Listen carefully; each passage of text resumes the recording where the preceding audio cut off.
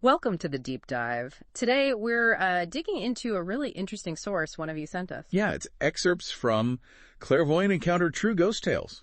And it drops us right into the story about Emily Sinclair. She's a skeptic investigating ghost stories in Oceanside. Right, this coastal town. Yeah. And the source itself, it's presented as, well, true accounts, a narrative. Not like a scientific paper or anything. No, exactly. So our mission here is to kind of unpack Emily's viewpoint. You know, she starts out totally skeptical. Determined to debunk it all. Yeah, and then we see how her experiences in Oceanside start messing with that certainty. It's that classic tension, isn't it? Wanting logical proof, but facing something else. Something you maybe can't explain away so easily.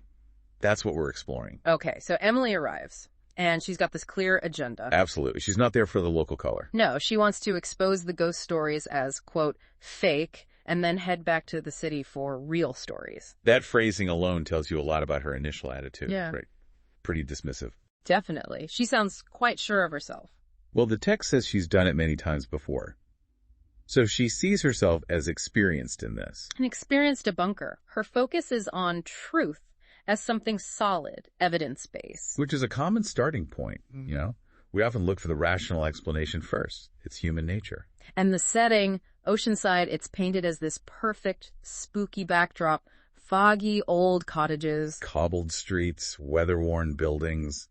Classic ghost story atmosphere. But Emily's reaction is almost like cynical. She notes the smell of rotting seaweed kind of kills the romance. Yeah. She's actively resisting the mood, isn't she? It seems like it, filtering everything through that skeptical lens. It shows how our expectations shape what we perceive, even arriving at the Sea Mist Inn. Which is supposedly ground zero for the hauntings. Right. The innkeeper gives her this knowing smile, says something about her not scaring easily. A little bit of foreshadowing, maybe? Could be. Or just how locals might view an outsider coming to poke around their stories. But Emily probably just sees it as small-town quirkiness. And the flickering streetlight she sees. Instantly dismissed. Just bad wiring. Her mind immediately jumps to the mundane explanation. No room for ghosts there. Not yet, anyway. It really highlights that default to rationalization. So she's got this solid wall of skepticism built up. Pretty much.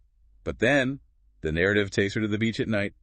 Curiosity wins out over maybe a little unease. And the description here really ramps up the atmosphere. Deep purple sky, faint stars, shadows. The sound of the waves changing. It sets a primal scene, taps into that sense of the unknown. It's here things start to get weird for her. It begins subtly. A sudden chill she can't quite explain away. And then movement right at the edge of her vision. Exactly. The did I just see something? Right. Moment. Shadows dancing, tricks of the light. She's questioning it. But trying to rationalize it still. Of course. But then it escalates. Soft whispers. Distinct from the wind, the text says. Like a conversation. That's harder to dismiss as just noise. It's an auditory thing that doesn't quite fit. Then the flash of light down the beach. Like a lighthouse beam, but not. Another visual anomaly. These little things are piling up, chipping away at her certainty. And then she finds something tangible. An old lantern. Yeah, rusty, half-buried, flickering weakly. It's odd. Connects the strangeness to maybe a human story. Just as she's maybe processing that, the wind kicks up. A sudden gust. Yeah. And that whisper. Very clear, very direct. Find the truth if you dare. Oof. That's aimed right at her.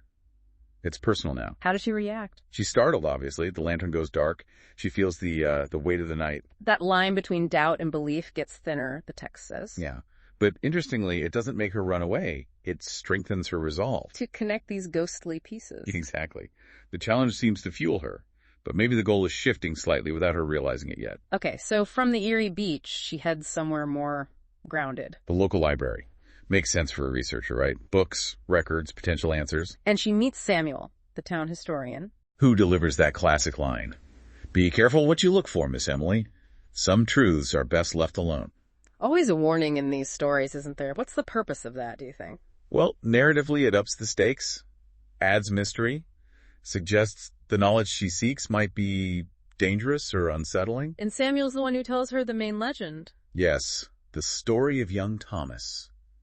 Drowned back in 1965. Went out in a storm against his parents' wishes. Yeah, and the detail that he loved the sea, even used to say he could talk to the waves. It makes it feel more real, you know? Adds pathos. So what's the actual ghost part of the legend? People see him walking the beach, especially on moonlit nights, Appearing wet, lost. with eyes like lost stars looking for something. It's a very evocative image. And who's seen him? Just local folklore or? Samuel mentions fishermen, tourists, the innkeeper. He says the witnesses are as reliable as small-town folks can be. Which is a nicely ambiguous phrase. Acknowledges potential bias, but suggests it's widespread. And then he gives a specific example, right, from Hank, the old fisherman. Ah, yes. Tell us about Hank's story. Hank was fixing nets late one night, sees this figure by the water. Thinks it's a kid at first. Yeah, playing tricks. But then he gets closer, sees the clothes are wrong, old-fashioned. And the eyes. Looked right through him. That's chilling. The boy just vanishes, like smoke in the wind. Classic ghost stuff. How does Emily take all this in? Hearing it directly from Samuel, including Hank's account. Well, she's clearly struggling internally. She accepts these aren't just fabricated tales. There's something here people are experiencing. But the logical explanations are still buzzing around in her head. Oh, yeah. But the text says her professional doubt is starting to bend. The weight of it all, her beach experience, now these detailed accounts, it's getting harder to dismiss. It's like the foundation is cracking. Exactly. Which perfectly sets up her own, more direct encounter. She goes back to the beach at night. She does. Her mind full of these stories, the legend, the fisherman's account. The air feels different this time. Electric, the text says. Her skin tingles. The waves sound louder. It's like her senses are dialed up to 11. Total anticipation. And then he appears. Thomas. Out of the shadows. Dripping wet, old clothes, the wide, strange eyes. Just like the stories. And Emily actually speaks to him. Just whispers his name. Thomas. Which is huge, right? It implies she's accepting on some level that this could be him. What does he do? He just looks desperate. Silent. And she feels that cold again. A sudden, deep cold wrapping around her as he gets closer. It's visceral. Does she ask him anything else? Yeah, why are you here? And his response? He just points towards the waves. His mouth moves, but no sound comes out. But the whispers come back. Louder this time. Help him find peace, and he needs you. You must find what was lost. So the message is for her, again. She's being asked to intervene. Directly. And then there's contact. He touches her. His hand touches hers. Described as icy see-through. Feeling both real and unreal at the same time. Wow. How does Emily react to that? Fear, yes, but also sadness. Yeah. And this urge to help. It's a complex emotional mix. She asks him how, right? Tell me how. Yes. But he just gives her this look, hopeful, but still sad. And then he turns. And walks into the ocean. Yeah. She cries out, "Don't go." But he just fades into the waves. Gone. Leaving her completely alone on the beach after that. Exactly. Shaken, presumably. So, back in her room at the inn, quiet again, just the sound of the waves outside. How is she processing this? It's a total turnaround. Confusion, fear, but also this new feeling. Responsibility. A far cry from the certainty she arrived with. Worlds away. The text makes a point of saying she couldn't explain what she'd seen. That's the crux of it. Her rational framework just broke. And we get some insight from her writing. We do. Snippets that show her perspective shifting dramatically. What does she write? Things like, what she saw shook my beliefs, and acknowledging that sometimes that truth isn't simple. That's a big admission for her. Huge.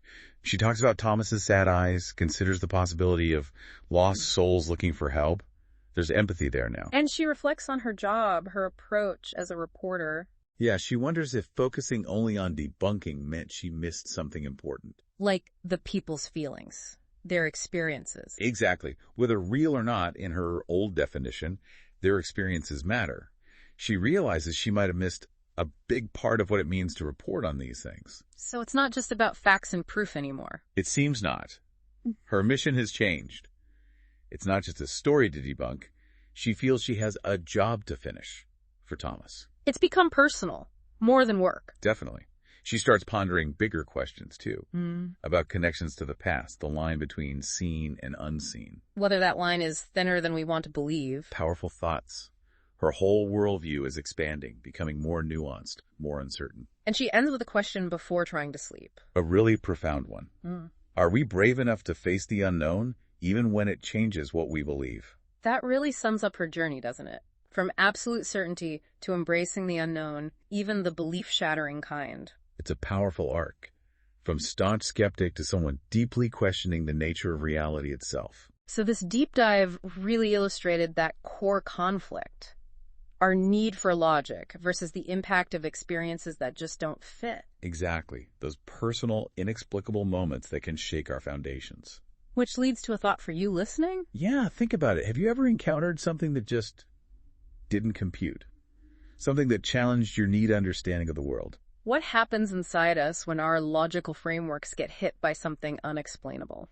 It's worth considering, maybe, that there are truths beyond what we can measure or prove empirically.